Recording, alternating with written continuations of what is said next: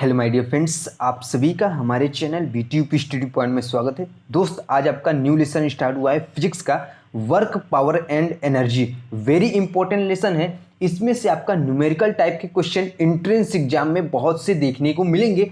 तो 2 से 3 क्वेश्चन आपका इसमें से बनने के चांसेस होते हैं। ये जो chapter work power and energy है, ये आपके लिए वेरी वेरी इंपॉर्टेंट होने वाला है। तो आज के हम इस वीडियो में हम जानेंगे कि वर्क पावर एनर्जी, एक एक चीजों के बारे में, कार्य क्या होता है, सामर्थ्य क्या होता है, ऊर्जा क्या होता है। साथ ही इससे रिलेटेड हम आपको बहुत से ऐसे टॉपिक कंप्लीट कराएंगे, यानी कि जो कि एंट्रेंस एग्जाम से रिलेटेड होगा, क्योंकि आपका एंट्रेंस एग्जाम बेहद ही करीब है। ऐसे में दोस्त, आप लोग प्रिपरेशन लगातार करते रहिए। साथ ही हमारे और भी जो पिछले वीडियो पड़े हैं उनसे भी आप स्टडी करिए, उनसे भी क्वेश्चनों को देखिए कि किस टाइप के क्वेश्चन आ रहे हैं। मैंने वहां पे भी न्यूमेरिकल टाइप के क्वेश्चन बहुत ही अच्छी तरीके से सॉल्व कराए हैं। तो एक एक चैप्टर वाइज जैसे मैंने कराया है, आप लोग एक एक वीडियो को अच्छी तरीके से देखिए। चलते हैं आज के इस क्लासेस को स्टार्ट करते हैं वर्क पावर एंड एनर्जी से। ठीक है, तो सबसे पहले हमारा जो आज का पहला पॉइंट होगा, पहला जो टॉपिक होगा, वो हमारा होगा कार्य, वर्क। ठीक है, तो दोस्त हमारा फर्स्ट टॉपिक है वो है कार्य, वर्क। वर्क क्या होता है? किसी वस्तु पर कर्ता द्वारा किया गया कार्य, वस्तु पर लगाए गए बल तथा वस्तु में बल की दिशा में उत्पन्न विस्थापन के गुणनफल के बराबर होता है। वो हमारा क्या कहलाता है? कार्य कहलाता है।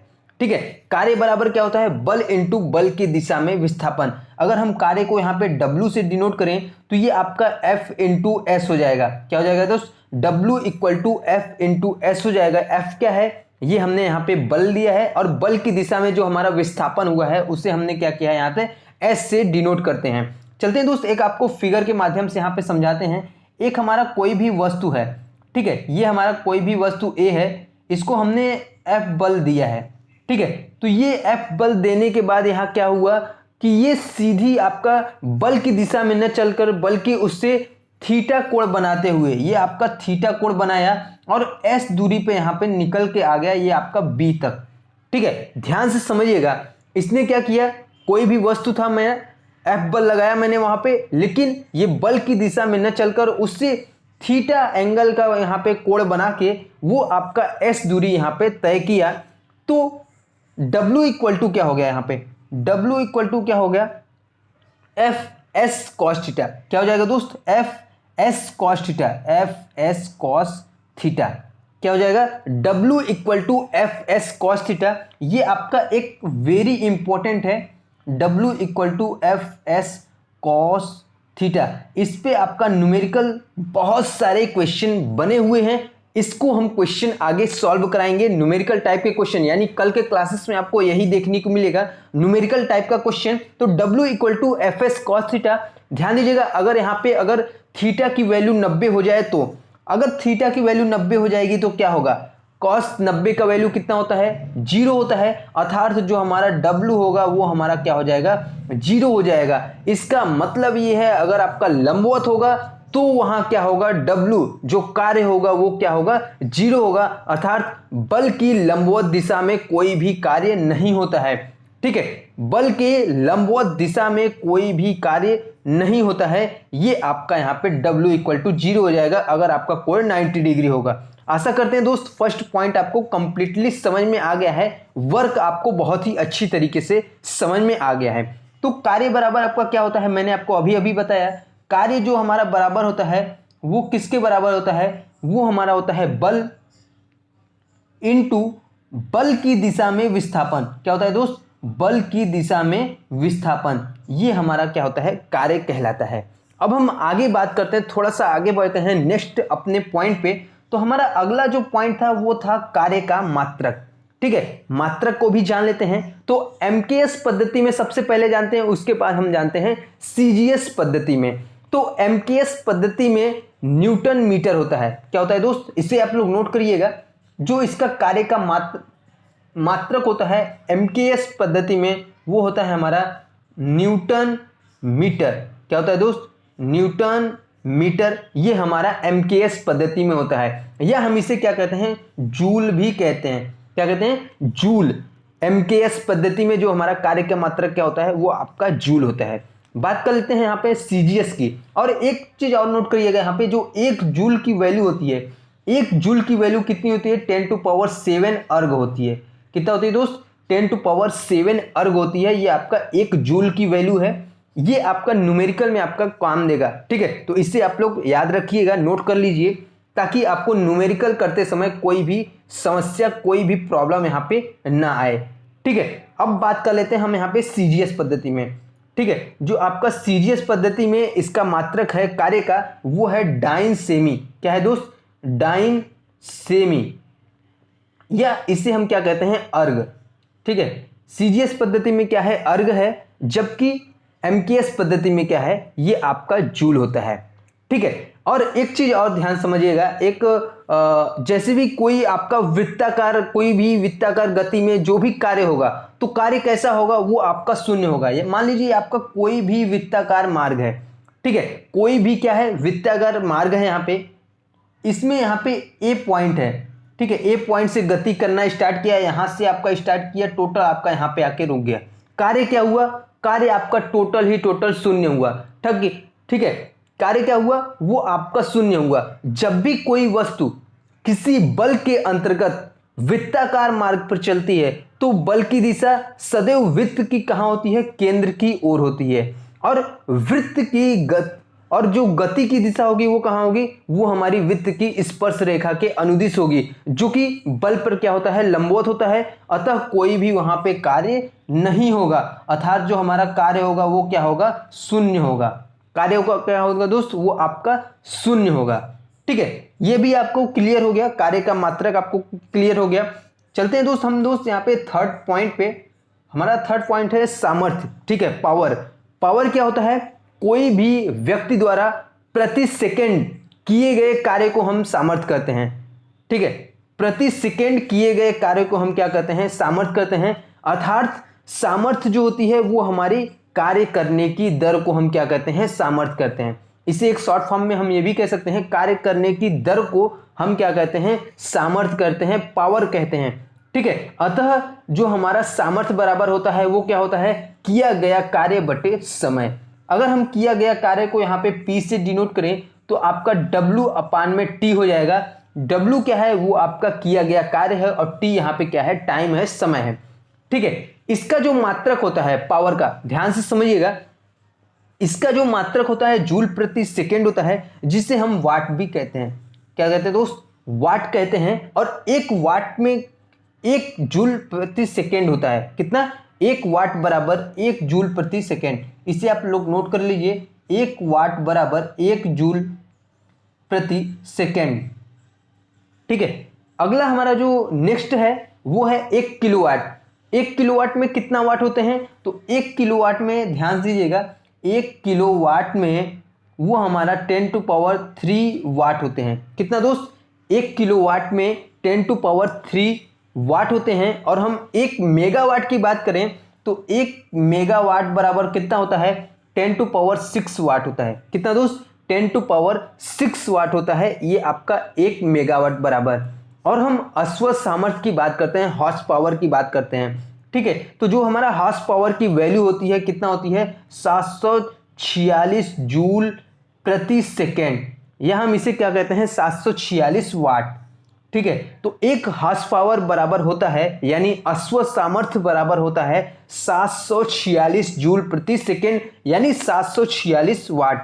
ये आपको एंट्रेंस एग्जाम में पूछा गया क्वेश्चन है, वेरी वेरी इंपॉर्टेंट है। अश्व सामर्थ्य की वैल्यू वहां पे पूछा गया था, तो ऐसे क्वेश्चन को भी आप नोट करिएगा, जो कि एंट्रेंस एग्जाम में बार बार पूछे गए हैं, या हमेशा ही आपको ऐसे क्वेश्चन देखने को वहां पे भी मिलेंगे। चलते हैं दोस्त हम यहाँ पे अगले हमारा जो इसका अगला पॉइंट था, जैसे अभी हम क्या करें, यहाँ पे 1 किलोवाट में कितना वाट होता है, 10⁻3, मेगावाट में 10⁻6, और अश्व सामर्थ्य आपको कंप्लीट हो गया। हॉर्स पावर आपका 746 जूल प्रति सेकेंड, यानी 746 वाट होता है एक अश्व सामर्थ्य में। ठीक है, अब हम बात कर लेते हैं 1 किलोवाट घंटा में। ठीक है, तो 1 किलोवाट घंटा में कितना जूल होता है, ध्यान से समझिएगा, 1 किलोवाट में कितना जूल होता है, वो होता है 3.6 इंटू 10⁻6 जूल। ठीक है, इसे आप लोग नोट कर लीजिए, वेरी वेरी इंपॉर्टेंट है।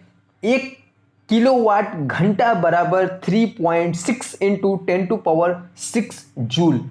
क्या है दोस्त? 1 किलोवाट घंटा बराबर 3.6 इंटू 10⁶ जूल। वेरी इंपॉर्टेंट है, नोट कर लीजिए। चलते हैं दोस्त अगले हम यहाँ पे टॉपिक पे। हमारा अगला जो टॉपिक है वो है ऊर्जा। ठीक है, ऊर्जा हमारा क्या होता है? वो हमारा किसी भी कार्य, कोई भी कार्य करने की क्षमता को हम क्या कहते हैं? ऊर्जा कहते हैं। ये क्या होता है? दो प्रकार का होता है। कौन कौन सा होता है? पहला होता है काइनेटिक एनर्जी, दूसरा होता है पोटेंशियल एनर्जी। ठीक है, पहले हम काइनेटिक एनर्जी को समझेंगे और फिर उसके बाद पोटेंशियल एनर्जी यानी कि स्थितिज ऊर्जा को हम समझेंगे। तो आपने ऊर्जा यहाँ पे समझ में आ गया। ऊर्जा क्या होता है? कार्य करने की क्षमता को ही हम क्या कहते हैं? ऊर्जा कहते हैं। गतिज ऊर्जा की बात करते हैं। यहाँ पे हमारा जो गतिज ऊर्जा होता है, जो ऊर्जा किसी वस्तु में उसकी गति के कारण आती है, तो हमें क्या कहलाता है? वहां पे गतिज ऊर्जा कहते हैं, काइनेटिक एनर्जी कहते हैं। यदि मान लेते हैं कोई आपका m द्रव्यमान का कोई भी वस्तु है और किसी समय गति उसका क्या है? v है, तो उसमें जो उत्पन्न गतिज ऊर्जा क्या होगी? वो हमारी होगी काइनेटिक एनर्जी। कितना होगा? हाफ इंटू द्रव्यमान इंटू क्या हो जाएगा? ये आपका चाल का स्क्वायर। ठीक है, अगर हम इसी को बोले तो ये क्या हो जाएगा? Half mv square. क्या हो जाएगा दोस्त? Half mv square. v क्या है? मैंने आपको बताया किस वस्तु में किसी समय आपका जो गति था वो क्या था? v था, और जो मास था, द्रव्यमान था, वो क्या था? आपका m था। तो काइनेटिक एनर्जी बराबर हाफ हो गया mv स्क्वायर। ठीक है, अब बात कर लेते हैं हम यहाँ पे स्थितिज ऊर्जा की। ठीक है, स्थितिज ऊर्जा की बात करते हैं। जो ऊर्जा वस्तु में उसकी स्थिति के कारण होती है उसे हम क्या कहते हैं? स्थितिज ऊर्जा कहते हैं। पृथ्वी की स्थिति को मापन स्थिति माना गया है, अतः पृथ्वी तल पर वस्तु की स्थितिज ऊर्जा शून्य मानी जाती है। कितना दोस्त? शून्य मानी गई है। कहां पे?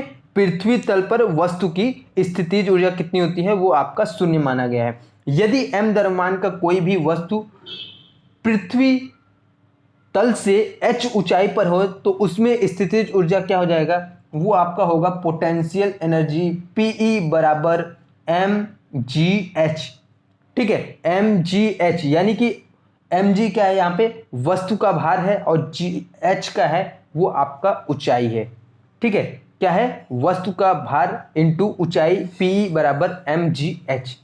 ठीक है, अगला दोस्त, आशा करते हैं आपको ऊर्जा समझ में आ गया, काइनेटिक एनर्जी समझ में आ गया, पोटेंशियल एनर्जी भी आपको समझ में आ गया। लास्ट टॉपिक हमारा वेरी इंपॉर्टेंट पॉइंट है, समझने की इसको कोशिश करिएगा। ऊर्जा संरक्षण का नियम। ठीक है, law of conversation of energy. ठीक है, वेरी वेरी इंपॉर्टेंट है, ध्यान से समझिएगा। इसका आपका एक ही नियम है और आपने बहुत बार इसको पढ़ा हुआ है, तो केवल आपको समझना है। कैसे समझना है? जो आपका ऊर्जा संरक्षण का नियम क्या होता है?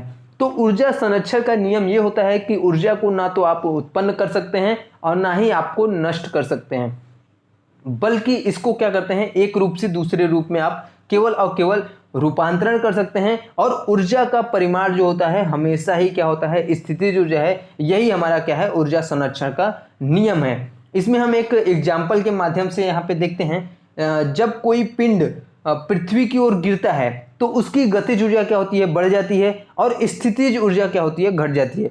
परंतु गतिज ऊर्जा तथा स्थितिज ऊर्जा का योग आदि से अंत तक क्या होता है? स्थिर रहता है।